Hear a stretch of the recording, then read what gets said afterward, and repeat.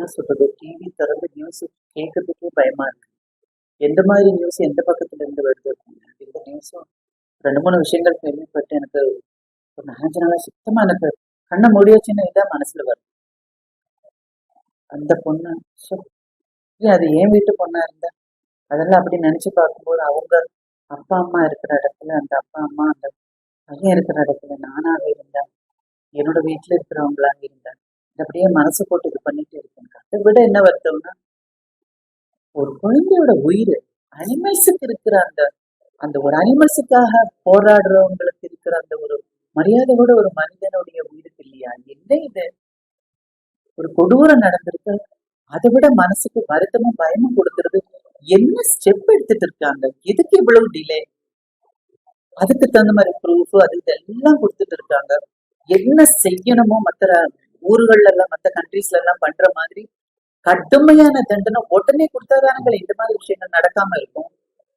இதை பத்தி பேசுறதுக்காக ஒரு 2 பேர் இருக்காங்க, 3 பேர் இருக்காங்க, ஒரு அப்பா ஒரு அம்மா ஒரு தம்பின்னு இருக்காங்க.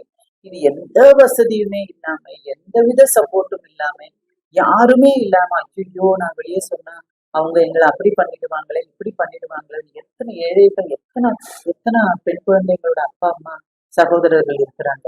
ரொம்ப கஷ்டமா இருக்கு இதுக்கு எடுத்துட்டு இருக்கிற ஸ்டெப்ஸ் பார்க்கும்போது. தயவு செய்து தப்பு செஞ்சவங்கள கொஞ்சம் கூட டிலே பண்ணாம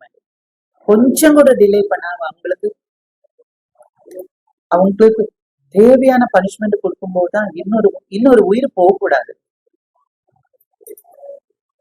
என்னமோ இப்போ பனிஷ்மெண்ட் அவங்களுக்கு ஏதாவது பண்ணா கூட அதுக்கு சப்போர்ட் பண்றதுக்கு இருக்கிற ஆளுங்களை பார்க்கும்போதுதான் அரசியல் இருக்கேன் அதுல இருக்கேன் இதுல இருக்கேன்னு சொல்லி எடுக்காம ஒரு மனிதாபிமான அடிப்படையில் எடுங்க. ஒரு உயிருங்க போனது, ஒரு உயிர். ரோட்ல போயிட்டு இருக்கும்போது நாய் பார்த்தாச்சுன்னா இப்படி கல்லு தூக்கி போடக்கூடாது, காலால மிதிக்க கூடாதுன்னு சொல்றாங்க. அதுக்கு கேர் பண்றதுக்கு ஆள் இருக்கு. ஆனா ஒரு ஒரு சொறி நாயோ வெறி நாயோ கடிச்சு கொதறி ஒரு குழந்தையோ ஒரு ஒரு மனிதனும் செத்து போச்சுன்னா அதுக்கு பிரச்சனை இல்லை. ஆனா ஒரு ஒரு ஒரு அனிமலுக்கு இருக்கிற அனிமலும் உயிருள்ள ஒரு ஜீவன் தான். பட் இருந்தாலும் அதுக்கு கொடுக்குற ஒரு இது கூட ஒரு ஜீவனுக்கு இல்லையா?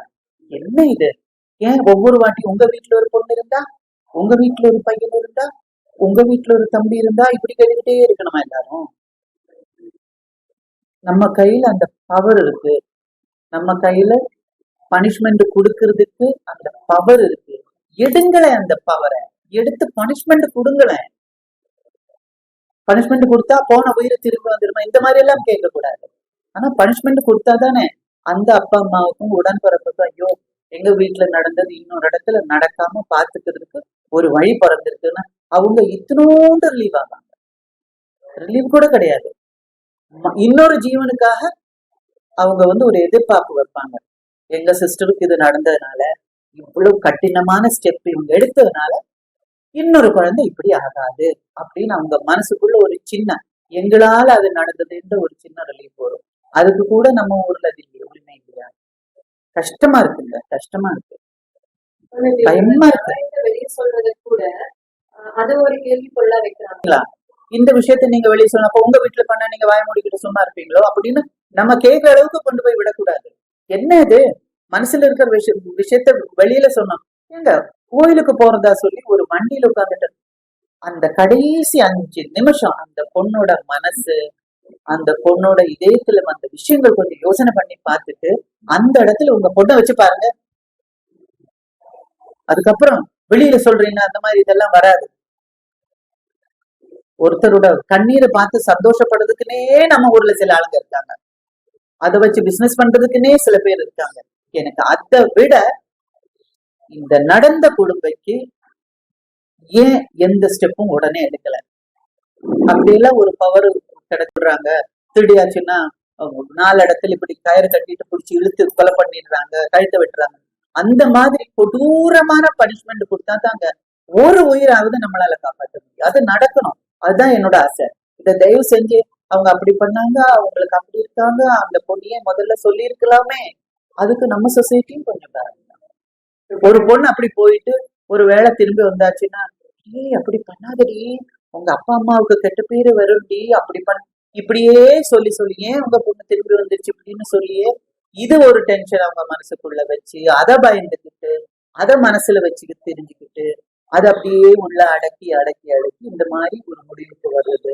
கொடுமைகள் வெளியில சொல்லக்கூடாது, சொன்னா உனக்கும் உங்க அப்பாவுக்கும் உங்க அம்மாவுக்கும் உங்க கூட பிறந்த ஆளுங்களுக்கு அப்புறம் கல்யாணம் நடக்காது. இதெல்லாம் நம்ம ஆளுங்களும் கொஞ்சம் சொல்லுங்க, நிறுத்துங்க.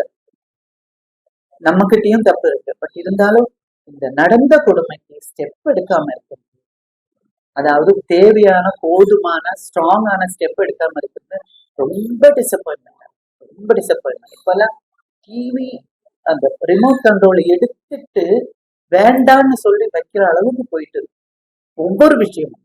இது மட்டும் இல்ல, ஒவ்வொரு விஷயமும் ரொம்ப கஷ்டமா இருக்கு. இங்க ஒண்ணு அங்க இன்னொரு இடத்து ரொம்ப கஷ்டமா இருக்குது.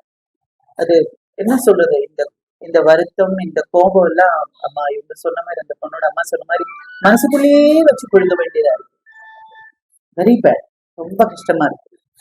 ஒன்னும் சொல்லவும் முடியல. நம்ம சொன்னா கூட ஆமா பெருசா அவங்க சொல்லிக்குவாங்க, அவங்க வந்தாங்க, அவங்க நடிகை தானே, அவங்க அப்படி காட்டுறாங்க இல்ல. அந்த பொண்ணோட கடைசி 5 minutes எப்படி இருக்கும்னு நான் யோசனை பண்ணேன். ஒரு மாதிரியா இருக்கும், மூச்செல்லாம் முட்டுது. அவங்க சாப்பிடாம இருக்குன்னு சொல்லுங்க, சாப்பிடுங்கன்னு சொல்லி நம்ம ஃபோர்ஸ் பண்றோம். அந்த இடத்துல நாம இருந்தா நமக்கு தெரியும், போகாது, பச்சை தண்ணி கூட உள்ள போகாது. கோபப்பட்டதா, வருத்தப்பட்டதா. ஆனா ஆச்சரியமா இருக்குல்ல, கெட்டது செய்யும் போது அவங்களுக்கு சப்போர்ட் பண்றதுக்கு சில ஆளுங்க வருவாங்க பாருங்க. அபிஷியல்ஸா இருந்தாலும் சரி, கவர்மெண்டா இருந்தாலும் சரி, ஆட்களா இருந்தாலும் சரி, நம்ம சொசைட்டியா இருந்தாலும் சரி, அது தயவு செஞ்சு மாத்திடுங்க ப்ளீஸ். உயிருக்குன்னு ஒரு மதிப்பு இருக்கு. எவ்வளவு கஷ்டப்பட்டு எத்தனை கோயிலுக்கு போயிருப்பாங்க அந்த குழந்தை பிறக்கணும்னு சொல்லி, எத்தனை 48 மணி நேரம் 52 மணி நேரம் எத்தனை வழியில இருந்து வந்த ஒரு குழந்தைய கொண்டு வந்து 29 வயசுல இல்ல 27 வயசுல சாவு கொடுக்கறதுக்கா? அதுக்கு பெக்காமலே இருந்திருக்கலாமே, ரெண்டு ஆகாமலே இருந்திருக்கலாமே. குழந்தைய பத்தி கஷ்டப்பட்டு வளர்த்து இப்படி கொடுக்கறதுக்கா?